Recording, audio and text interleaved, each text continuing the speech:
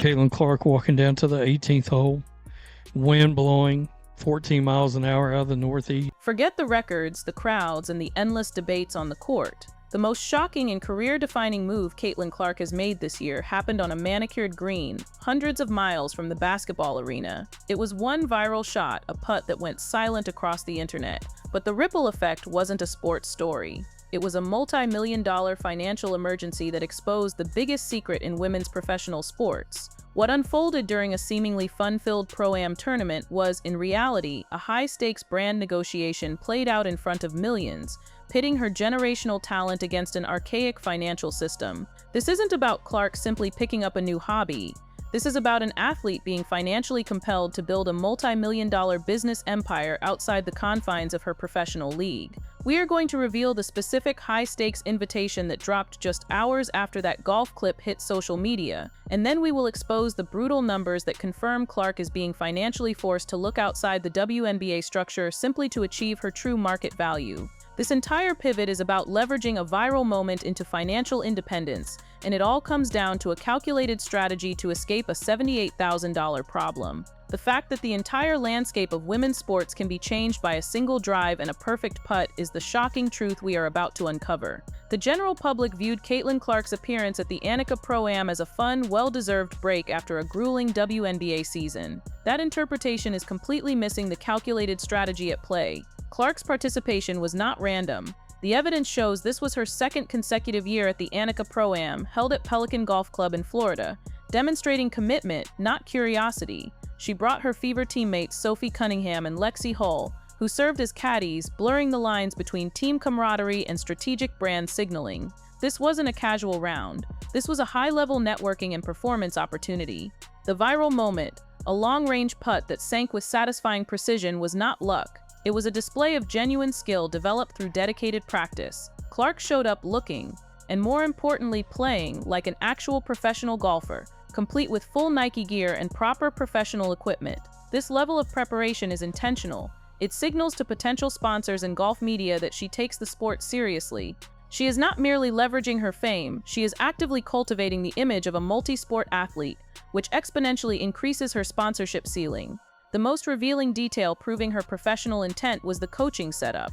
Clark was not just relying on instinct, she received real-time, elite-level swing tips from Jamie Mulligan, the swing coach for the world's #2 professional golfer Nelly Korda, who was grouped with her. Clark admitted her natural instinct is to be aggressive, stating, "I always want to kill the ball, but learn to slow down and harness her competitive fire for golf's more precise demands." This willingness to take professional instruction and immediately apply it indicates that she views golf as a skill to be mastered, not just a game to be played. The commitment to learning and improving transforms her golfing presence from a celebrity cameo into a genuine cross-sport competitive threat. Even when she performed well, Clark's competitive fire manifested in self-criticism. After receiving professional analysis of her swing, she shared the breakdown and joked about her flaws, posting commentary like, "Yeah, club face so open, and odds are high I sliced that so bad right."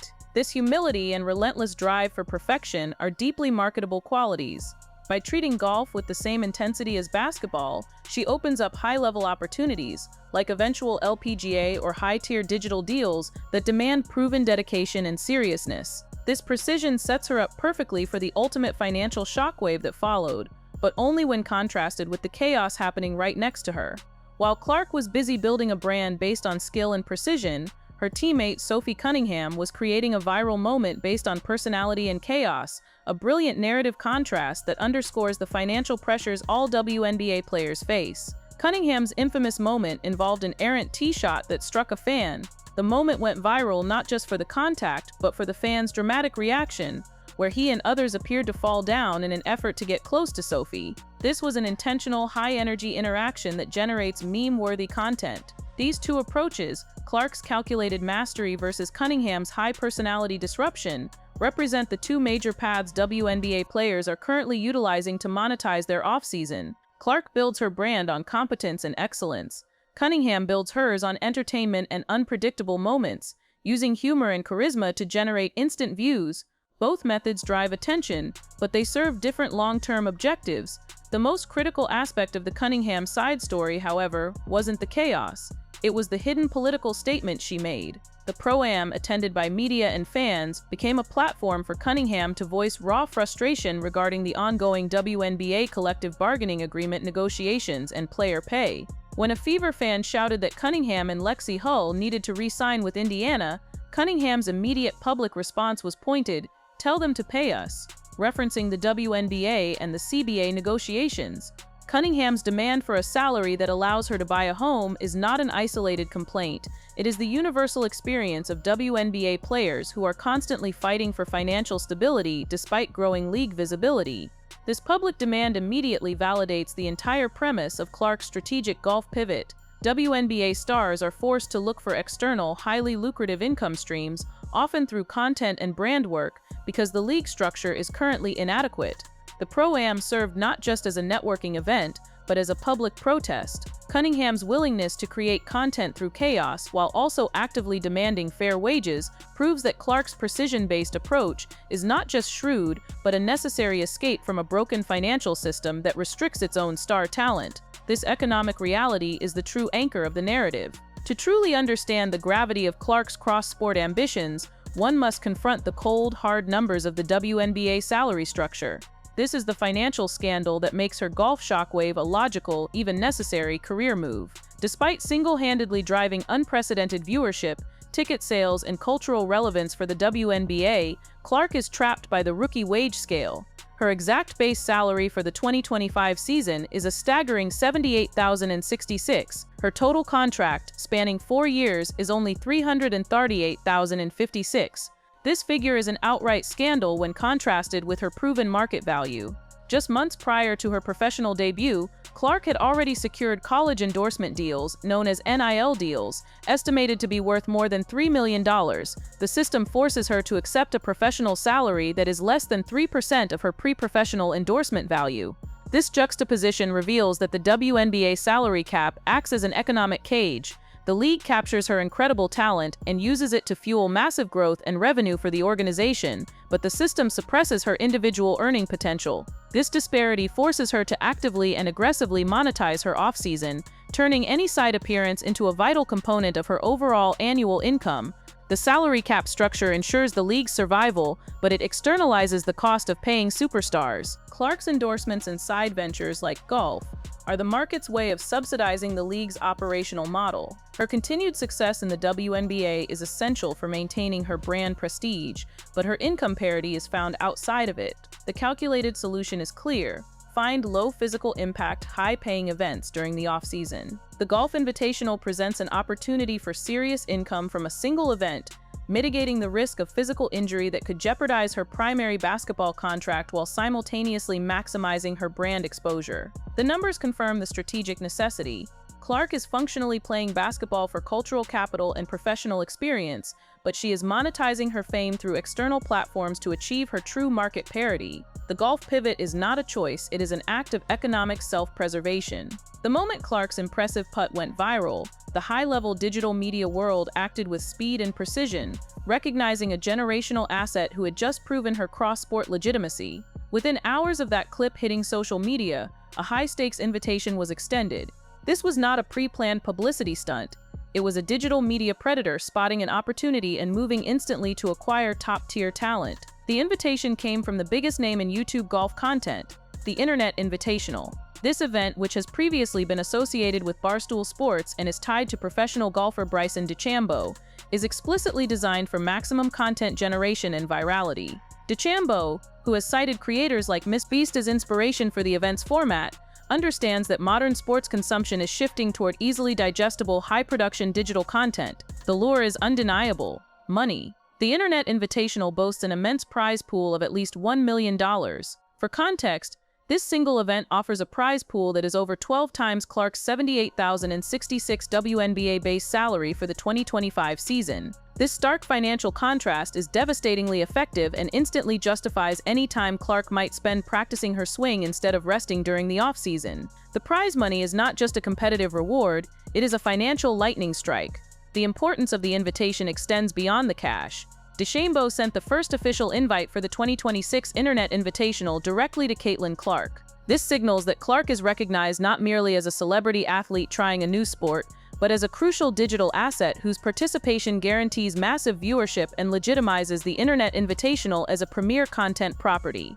They are not inviting Clark for her handicap, they are paying her market rate to acquire her highly engaged audience. This transition from a traditional athlete into a content athlete whose value is measured in views and social media reach is the future of sports monetization.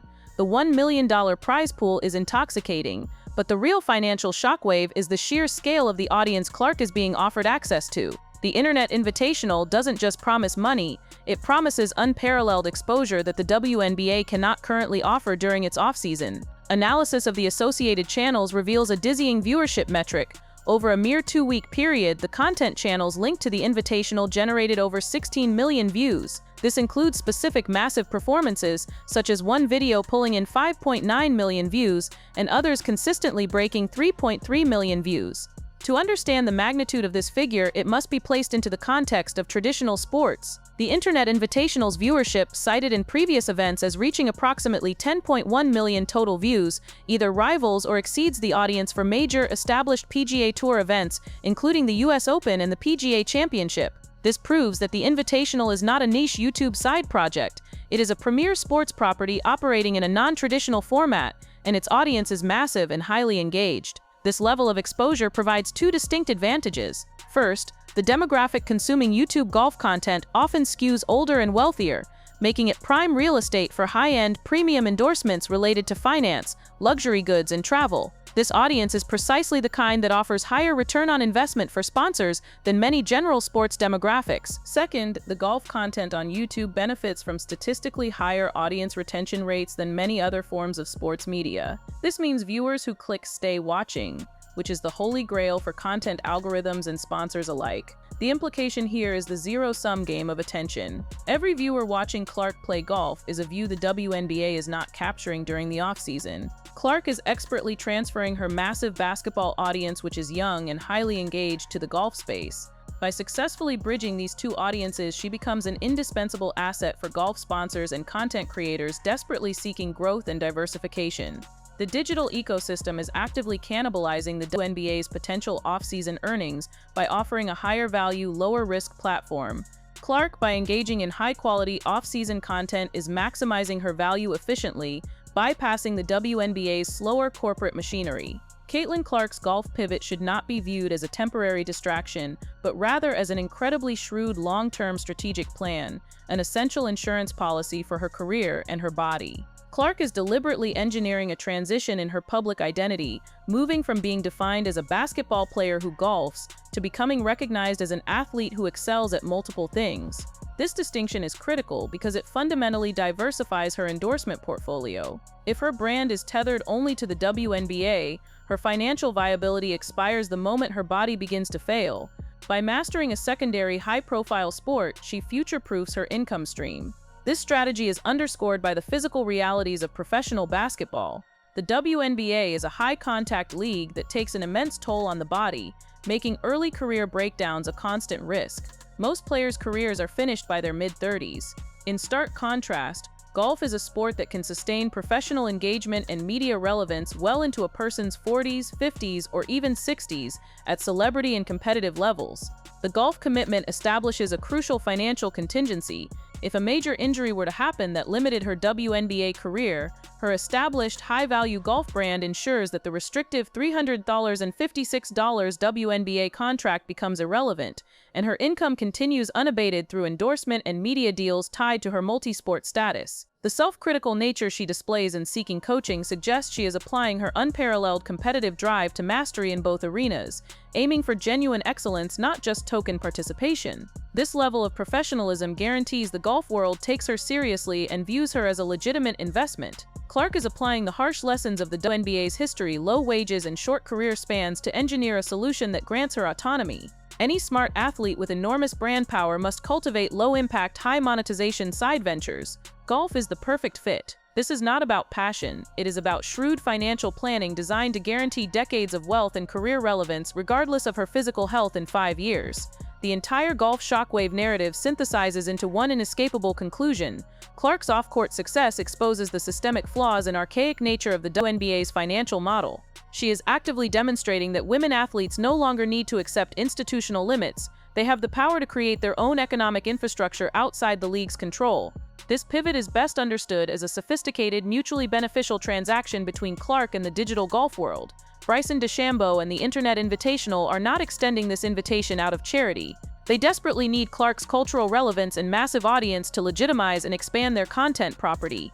Clark is providing the most sought-after asset in digital media, millions of new young eyeballs, in exchange for financial parity and visibility that the WNBA schedule would otherwise restrict. It is a business transaction where Clark holds the ultimate leverage because her absence impacts their bottom line more than her presence impacts the WNBA's offseason. Moreover, Clark's brand image is pristine. She maintains a high-skill, competitive, yet humble persona. This professional image allows her to tap into high-tier, multi-million-dollar sponsorships, with some speculation already valuing potential LPGA partnerships at up to $8 million that require a level of calculated behavior beyond simple entertainment value. Her skill, therefore, is her primary currency. The immediate acceptance and viral nature of the golf invitation underscore that the WNBA offseason is no longer a period of rest. It is a critical, highly strategic period for brand capitalization. Other players like Sophie Cunningham are already recognizing this necessity and using off-court platforms to demand higher compensation. Clark's market power transforms her into a system bypass artist. She utilizes the prestige of the WNBA to build unparalleled fame. Then she uses external digital platforms like YouTube Golf to collect the true financial reward that the WNBA structure denies her. This strategic pivot is actively forcing the WNBA to confront the fact that they are losing the ability to contain and define their stars' value, which acts as direct market-driven pressure on future CBA negotiations. The Caitlin Clark golf shockwave is not a fleeting news cycle. It is a permanent redirection of athlete power and agency. Clark must now decide how seriously to integrate golf into her professional life. Does she accept the 2026 Internet Invitational invitation? Will she continue developing her skills to the point where she could potentially compete at higher levels, chasing the multi-million-dollar deals that sources have already suggested are on the table? The contradiction inherent in her success is becoming impossible to ignore. The more successful Clark is in leveraging her golf brand, the more difficult it is for the WNBA to claim her full focus and dedication. Her success creates a narrative paradox. She needs basketball to fuel her initial fame and cultural relevance, but that fame immediately allows her to earn dramatically more money outside of basketball. If the opportunity to earn $1 million in a single lower-risk golf event presents itself, the dedication required for the WNBA becomes a financial liability rather than an investment. The true competitive conflict for Clark is no longer solely on the hardwood. She is now competing against elite golf influencers like Paige Spiranak, whose massive digital followings define the modern content athlete. Clark's entry into this arena instantly elevates the competition and the stakes for sponsorships and views. Clark is not just a player, she is a powerful CEO managing her own immense personal brand. The golf shockwave wasn't just about sinking a putt, it was the world realizing that the WNBA can no longer afford to treat its biggest asset like a typical rookie. She's changing the rules, and the question is whether the established systems built around her can keep pace with her self-created market value. This is the future of women's sports, the athlete seizing control of her own economy. Clark is creating opportunities instead of waiting for permission. The golf invitation is concrete evidence that the doors she is opening by being excellent at multiple things are leading to financial possibilities that most people never considered possible for WNBA players. The system is changing, and the question remains, what does Clark ultimately prioritize? The commitment to her $78,000 professional contract, or the high-reward, low-impact $1 million side hustle that guarantees her long-term financial freedom? Drop your thoughts below. Did the WNBA just lose control of its biggest asset by failing to pay her market value?